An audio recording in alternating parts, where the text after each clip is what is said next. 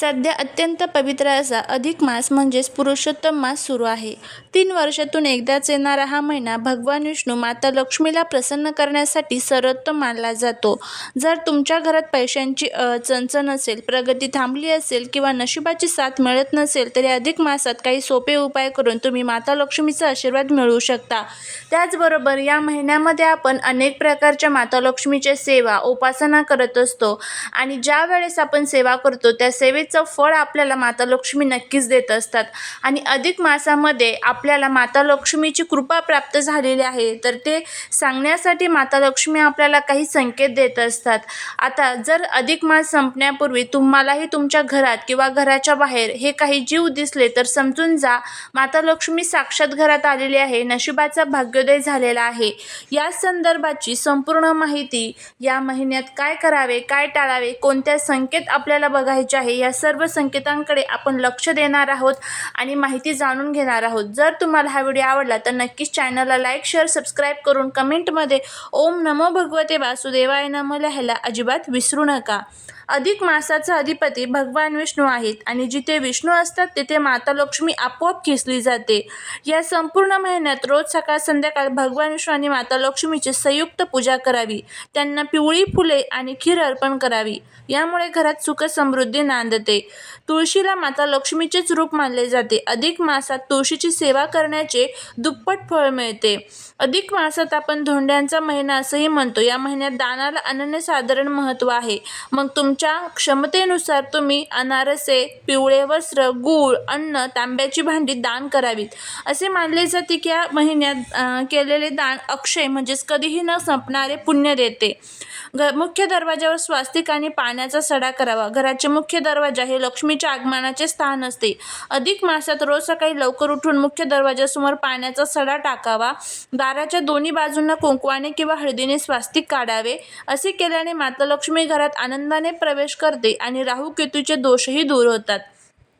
शंख हा माता लक्ष्मीचा भाऊ मानला जातो कारण दोघांची उत्पत्ती समुद्रातून झाली आहे. जर तुमच्या घरात दक्षिणेवरती शंख असेल तर अधिक मासात त्या शंखात थोडे गंगाजल किंवा दूध भरून भगवान विष्णू आणि लक्ष्मीचा अभिषेक करा. हा उपाय केल्याने घरात कधीही पैशांची कमतरता भासत नाही. हे छोटे छोटे उपाय जे आहेत तर ते तुम्ही आवर्जून या महिन्यामध्ये करू शकता. आता आपण अनेक प्रकारच्या सेवा करतो या महिन्यामध्ये. त्यामध्ये आपण घरामध्ये सत्यनारायण करतो, व्यंकटेश स्तोत्राचं अनुष्ठान करतो, माता लक्ष्मीचे अनेक स्तोत्र आणि मंत्र म्हणतो. त्याचबरोबर देवी लक्ष्मीला प्रसन्न करणारा कनकधारा स्तोत्र म्हणतो. देवी लक्ष्मीला प्रसन्न करण्यासाठी आपण दीपदान करतो.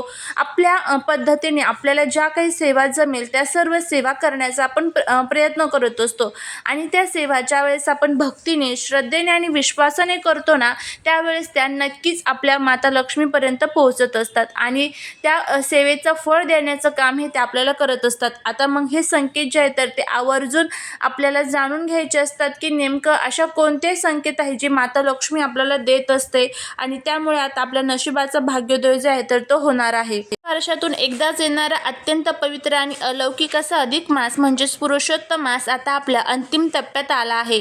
हा महिना भगवान श्री विष्णू आणि माता लक्ष्मीच्या कृपा आशीर्वादांचा महिना मानला जातो. अधिक मास संपण्यापूर्वी जर तुमच्या घरात किंवा घराच्या अवतीभोवती काही विशिष्ट जीव अचानक दिसले तर समजा तुमचे भाग्य उजळणार आहे. साक्षात माता लक्ष्मीने तुमच्या घरात प्रवेश केला आहे आणि तुमच्या आयुष्यातील गरिबी, नड अडचणी कायमच्या दूर होणार आहेत. शास्त्रानुसार सृष्टीतील काही जीव हे माता लक्ष्मीचे वाहक किंवा तिचे प्रतिनिधी मानले जातात.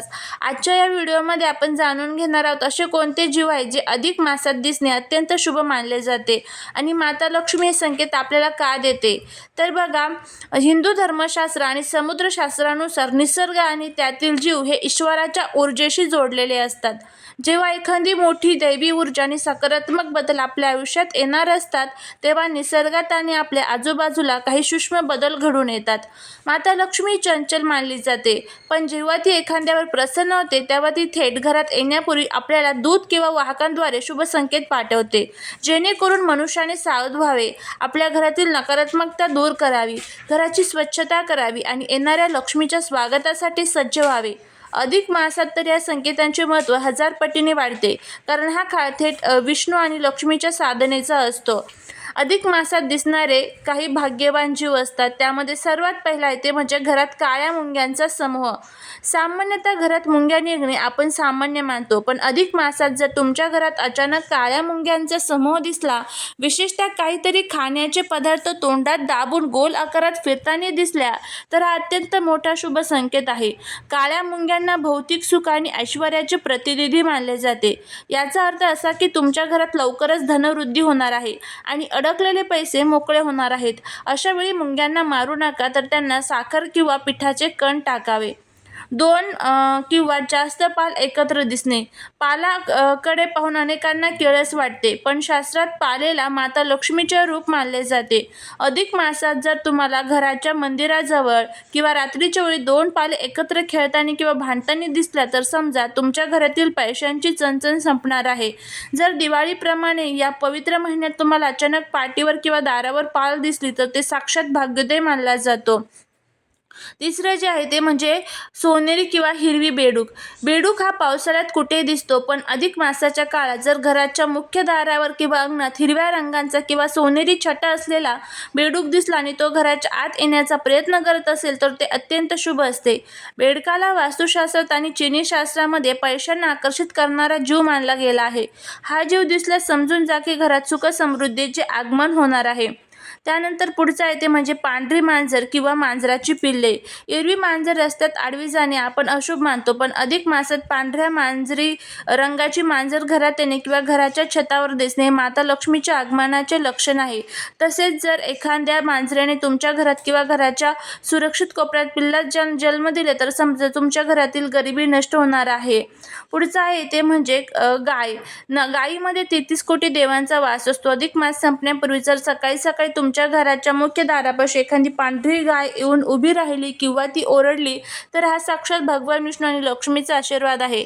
अशावेळी त्या गायीला रिकाम्या हाती पाठवू नका, तिला गोड आणि पोळी नक्की खायला द्या. त्यानंतर पुढचं आहे ते म्हणजे घरात चिमणीने किंवा पाखराने घरटे बनवणे.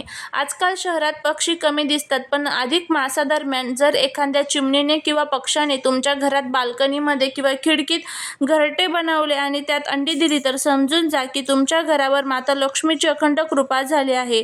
पक्षी त्याच घरट्यात घरटे बनवतात जिथली वास्तू शांत आणि सकारात्मक असते. हे घरटे पाडू नका, त्यामुळे घरात ऐश्वर्य वाढते. त्यानंतर पुढचं आहे ते म्हणजे घराबाहेर घुबड दिसणे. सर्वात मोठा आणि महाशुभ संकेत म्हणजेच घुबड. घुबड हे माता लक्ष्मीचे अधिकृत वाहन आहे. अधिक मासाच्या रात्री जर तुम्हाला घराच्या छतावर, खिडकीबाहेर किंवा जवळच्या झाडावर घुबड बसलेले दिसले किंवा त्याचा आवाज ऐकू आला, तर समजून जा की साक्षात लक्ष्मी माता तुमच्या दाराशी आली आहे. हा संकेत मिळताच व्यक्ती राजाचा रंग आणि रंगाचा राजा बनू शकतो, इतका हा प्रभावी शक्तिशाली मानला जातो. बघा, जर तुम्हाला अधिक मास संपण्यापूर्वी यापैकी कोणते एक जीव किंवा संकेत दिसला, तर घाबरू नका किंवा त्यांना हाकलवून लावू नका. पहिलं काम करा, मनोभावे माता लक्ष्मी आणि भगवान विष्णूंचे आभार माना. दुसरं काम करा, घरातील मुख्य दारावर गाईच्या तुपाचा मोहरीच्या तेलाचा दिवा लावा. तिसरं काम, घराची स्वच्छता राखा आणि कोणाशी वाद घालू नका. शांतता असलेल्या घरातच लक्ष्मी येते. तर 3 वर्षातून एकदाच येणारा हा अधिक मास तुमच्यासाठी नक्कीच भाग्याचा ठरेल. तुम्हाला यापैकी कोणताही संकेत अलीकडच्या काळात दिसला आहे का? मला कमेंट करून नक्की सांगा. हा माहितीपूर्ण व्हिडिओ तुमच्या मित्रपरिवारासोबत आणि नातेवाईकांसोबत नक्की शेअर करा, जेणेकरून त्यांनाही या शुभ संकेतांचे महत्त्व समजेल. व्हिडिओ आवडला असेल तर लाईक करा आणि अशाच शास्त्रशुद्ध माहितीसाठी आमच्या चॅनलला आजच सबस्क्राईब करा. माता लक्ष्मीच्या कृपेने तुमच्या घरात धनधान्याची कमतरता कधीही न पडो. भेटूया पुढच्या एका नवीन आणि महत्त्वपूर्ण व्हिडिओमध्ये. तोपर्यंत जय श्री कृष्ण. धन्यवाद.